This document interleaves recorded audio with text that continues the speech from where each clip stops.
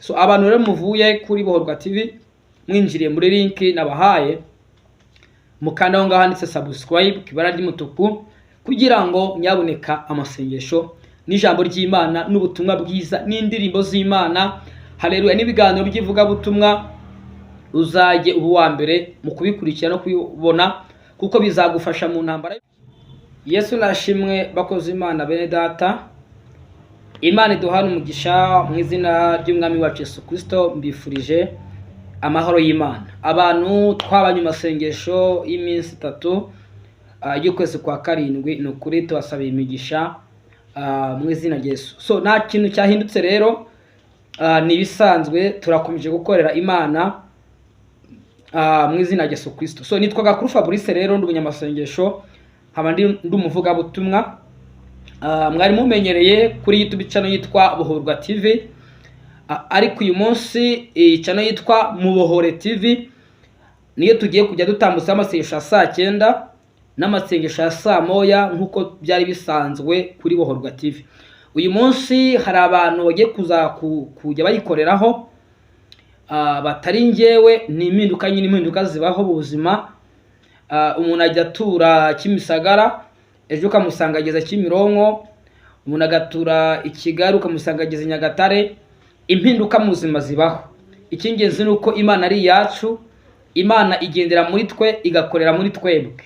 So abantu rero tubana muri groupe ya WhatsApp, abantu tubana kuri YouTube, reka tubabwire ngo karibu kuri channel yitwa Mubohore TV, ukande subscribe buryo kintu cya mbere kugira ngo ubashe kwiyandikisha amasengesho azajya kugeraho ku gihe. By'umwihariko abantu tubana muri groupe yo bwo amasengesho azajya bageraho rwose 5 kuri 5 kuko tubaha link y'amasengesho ya saa 9. Haleluya. So rero muraza kwihanganira iziminduka zabayeho izina Bohorwa TV. Nibundi nyuma y'ibyumweru runaka tuzagira gute, tuzongera turigarure turyitirire iyi channel. Iyi channel yitwa Mubohore TV, iri zina tuzarivanaho turyite Bohorwa TV mu gihe bakirimo gushaka izina. Abantu bageze gute bagiye kujya bakoresha iyi channel yitwa Bohorwa TV, bazayishakira irindi zina ryabo, hanyuma nyuma nibwo iyi channel yitwa Mubohore TV tuzayita Bohorwa TV. Tugiye kujya tuyikorera amasengesho rero yandi ya saa 9 z'ijoro, yandi ya saa 1 z'ijoro, yandi ya buri kwezi yo kwizuza. Haleluya. Kandi Uwiteka azabana natwe nkuko bisanzwe, nta kizahinduka. Icyo usabwa ni ukwiyandikisha. Wenda ku bantu bakuze, baba mama bakuze, reba aho ngaho handitse subscribe kwibara ry'umutuku cyangwa ry'umukara, mu gifaransa haba handitse s'abonner, bivuga kwiyandikisha nyine. Ni ukwiyandikisha kugira ngo video zajye zibasha kugeraho ku gihe. Ikindi ukandi handitse like kugira ngo amasengesho ajye abasha kugeraho ku gihe. So muri hanganira izo mpinduka zabayeho, turi kumwe kandi mavuta mashya y'ukwezi kwa karindwi. Murabizi ko tuvuye mu masengesho. Haleluya. Tuvuye mu masengesho, amavuta aracyari yose, imbaraga ni za zindi. Imana izabana natwe mu izina rya Yesu Kristo w'Inazareti. Turasengera iyi channel kugira ngo Imana izamure. Haleluya. Ibohorwa TV Uteka izamure, iyi Mubohore TV Uteka izamure, ayigeze ku rwego rushimishije mu izina rya Yesu Kristo w'Inazareti. So urabo rero umuntu wa mbere utangiranye n'irivuga butumwa kugira ngo tuzamuke tugere kure mu izina rya Yesu Kristo w'Inazareti, tugere kure ndetse cyane. Kandi ugiye wohereza abandi amasengesho agiye atandukanye azajya anyura hano kugira ngo nabo bakizwe, bafashwe, babohorwe n'imbaraga za Yesu Kristo wapfuye akazuka. Ni Mubohore TV nyine. Kubohorwa TV, Mubohore TV byose ni kimwe.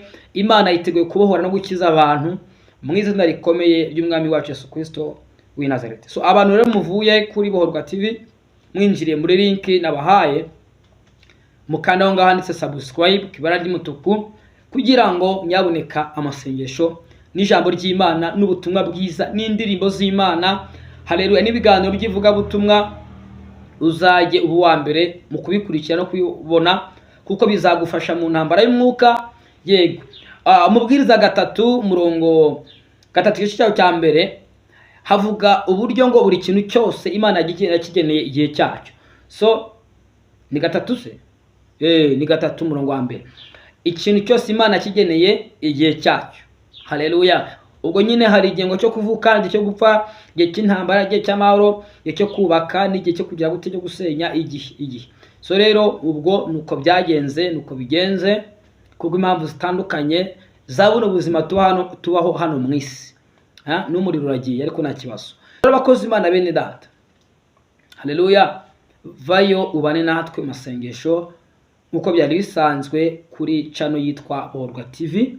Icyo usabwa cya mbere ukurikiye ino video ni ukwiyandikisha kuri subscribe ku ibara ry'umutuku cyangwa se ry'umukara, ugakanda like. Iyo byamaze guhinduka bitakiri umutuku, umuriro wagarutse bitakiri umutuku, haleluya, ibintu uba wamaze kwiyandikisha. Ubundi saa 9 za nijoro, saa 1 za nijoro nibisanzwe tuzaturi kumwe mu ijambo ry'Imana mu masengesho.